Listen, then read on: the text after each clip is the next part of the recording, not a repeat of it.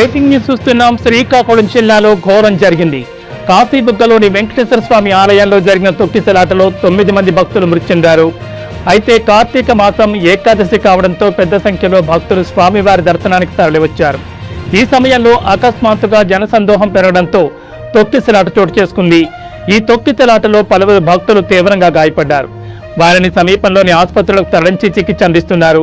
అయితే ప్రస్తుతం ఆలయ పరిసరాల్లో తీవ్ర ఉద్రిక్తత కొనసాగుతోంది. పోలీసులు సంఘటన జరిగిన ఆలయానికి చేరుకుని పరిస్థితిని నియంత్రిస్తున్నారు.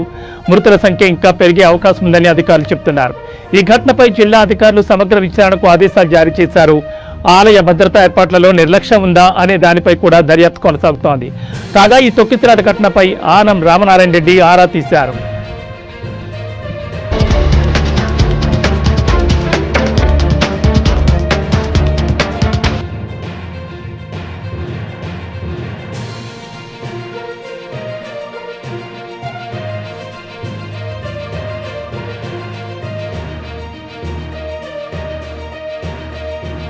శ్రీకాకుళం జిల్లాలో విషాదం చోటు చేసుకుంది.